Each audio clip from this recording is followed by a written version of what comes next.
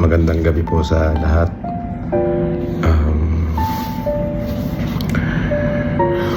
Kalalaya ko lang po pansamantala. Maraming salamat po doon sa mga taong nagmalasakit at tumulong sa akin. Maraming salamat po doon sa mga taong patuloy pong sumusuporta sa akin. Maraming salamat po sa inyo.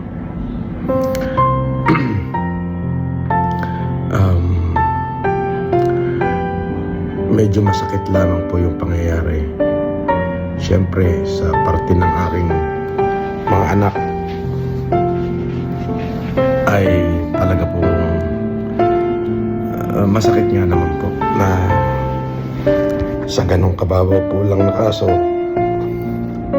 ako po ay para pong nahatulan na isang kriminal.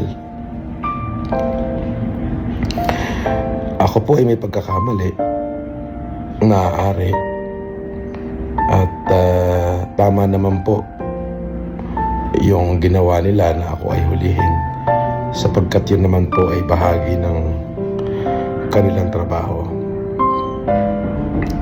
Ngunit po yung ako naman po ay ipinahiya nila na para bagang tinalupan na ho nila ako ng buhay.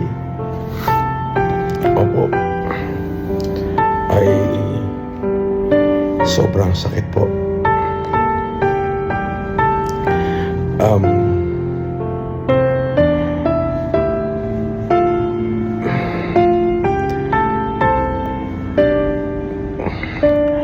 Para ho doon sa mga kapulisan, hindi na po ako magkakaso sa inyo.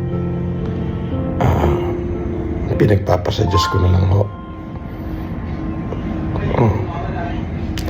Maaaring kayo po ay sumusunod lamang. At dun sa PNP, kung ako po ay nakagawa ng pagkakamali dahil po dyan sa kumalat na litrato ng pagsusuot ng kung saan ako po ay nakasuot ng police uniform, humingi rin ho ako ng kapatawaran sa inyo kung sa tingin nyo po ay kalabisan at kawalang paggalang yung aking nagawa.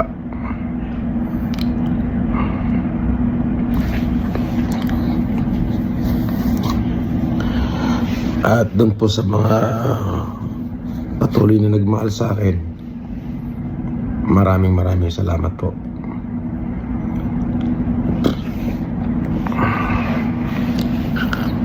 At humihingi ako ng tawad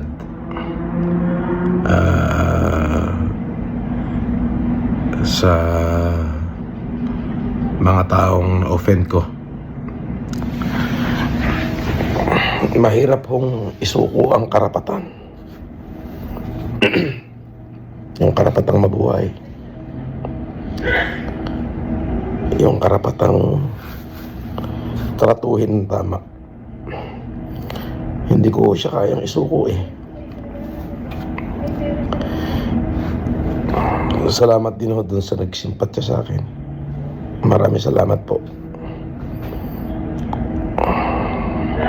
Wala ho akong masamang intensyon dun. At kung ano man ho yung karampatan na kaso o parusa na ipapataw niya sa akin, ay haharapin at tatanggapin ko po. Para sa mga supporter ko, maraming salamat po sa inyo sa pagmamahal ho na pinakita niyo sa akin. Ako muna ho ay magpapahinga muna. Talaga hong sobrang napagod po yung aking katawan at hindi ko ho maipaliwanag yung nararamdaman kong kapaguran. Salamat po sa pagmamahal at pagsuporta.